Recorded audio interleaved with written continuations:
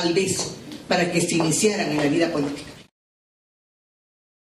Si sacamos las cuentas, y acá van a disculpar las candidatas que remita a sus edades, cuando Susana Villarán nació en 1947, las mujeres no votaban. Ella fue una niña que nació en una época en que las mujeres no votaban. Y cuando Lourdes nació en 1900, hacía solo 4 años que se había instaurado el voto femenino. Las mujeres en el Perú, en realidad, votamos solo hace 55 años. Yo pienso que mi abuela, que es una magnífica mujer de 96 años, a sus 41 tenía 7 hijos a los que criaba, alimentaba, cuidaba, mandaba al colegio, hacía cuentas para la casa, pero no podía elegir al presidente que probablemente tomaba las decisiones que le fregaban la vida. Yo siempre he pensado que en realidad nos demoramos en alcanzar derechos porque nos tienen un poco de miedo. Miren nomás lo que pasó, dejaron a 2 mujeres corriendo a la alcaldía de Lima como Susana y Lourdes y sacaron a todos los hombres de carrera, así que prepárense para las presidenciales. ¿Somos las mujeres especiales? No, no tenemos nada especial, simplemente somos iguales y parece que eso hubiera tomado demasiado tiempo en calar. Somos, como decía Pepi Patrón, la única minoría que representa el 50% de la población. Y por eso la ley de cuotas, por ejemplo, que ha sido muy criticada, es importante. No porque es una muleta para las mujeres, como muchos creen, es una muleta para la sociedad, es una muleta para aquellos hombres que creen que las mujeres no deben alcanzar los derechos que les corresponden. Lourdes Flores está aquí sentada gracias al trabajo que han hecho muchísimas mujeres que aparecen en el documento de Manuela, que les recomiendo que lo revisen con detenimiento. Lourdes Flores y Susana Villarán pueden postular, pueden elegirse y ser elegidas porque hay mujeres que trabajaron para que esto se logre. Yo quiero resaltar que la presencia de Lourdes Flores es muy importante el día de hoy, porque es un reconocimiento a la importancia del voto femenino, al trabajo que hicieron otras mujeres que ya probablemente ni siquiera están entre nosotros, y además es un reconocimiento a su condición de mujer. Yo creo que tenemos que felicitarnos, enorgullecernos de que sean 2 magníficas mujeres las que encabezan las preferencias electorales para la Municipalidad de Lima. En aras de eso esperamos también un debate a la altura de las mujeres y lamentamos que la señora Susana Villarán no haya podido estar acompañándonos el día de hoy. Su ausencia se siente y Lourdes se aprovecha.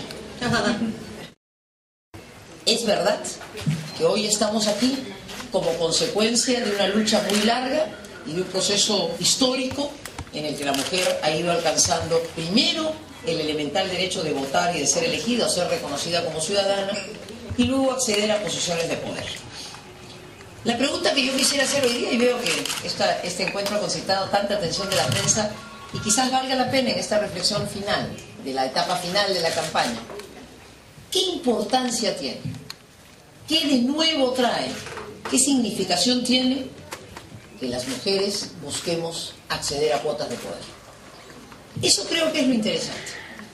Y yo tengo que decir en este diálogo, recordando varios años de trabajo, de las cosas que juntas hemos hecho con Manuela Ramos y de las tareas que pienso que como mujer he podido modestamente contribuir a hacer, porque creo que la presencia de la mujer en una posición de poder tiene que significar algún tipo de cambio.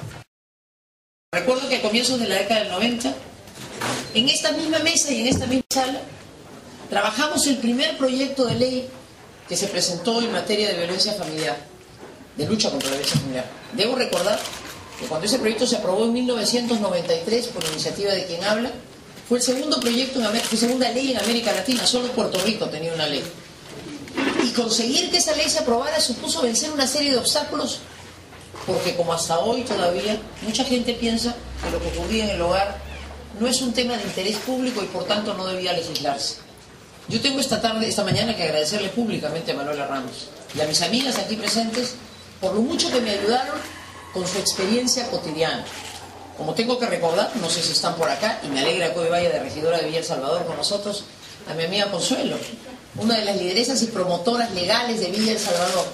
Ese maravilloso esfuerzo en que mujeres que no sabían de derecho, pero que sabían ciertamente más, mucho más que los abogados, defendían intereses de la mujer y se esforzaban por hacerlas conocer sus derechos, y en concreto eran grandes promotoras de los derechos cívicos de la mujer, comenzando por el elemental de vivir sin violencia. Esa tarea fue posible porque combinamos esfuerzos. La sociedad civil, organizada en instituciones como Manuela Ramos y otras, y las parlamentarias, que siendo y asumiendo nuestra condición de mujeres, pensamos que era un tema que atañía a las mujeres, no era solo un tema de las mujeres. Ese es quizás el cambio más interesante que yo siento que hemos vivido a partir de la década de los 90. Haber persuadido a la sociedad que los temas que nos interesan a las mujeres, sobre los cuales había que legislar y actuar en el campo público, no son temas de mujeres, son temas de la sociedad. Vencer la violencia en el hogar no es un tema que interesa a las mujeres, por supuesto que las mujeres son beneficiarias. Es un tema que interesa a una sociedad que quiere vivir en paz. Y yo quiero esta mañana ratificarles a mis amigas de Manuela Ramos, luchadoras por los derechos de la mujer, que si soy alcaldesa de Lima, voy a dar una batalla frontal contra la violencia en el hogar. Y voy a hacer todo lo que esté a mi alcance, porque las casas de la mujer, las de MUNAS, los programas de prevención, persuadan a la mujer de sus derechos. Trabajaremos juntas para multiplicar esfuerzos como los de promotoras legales o promotoras de salud.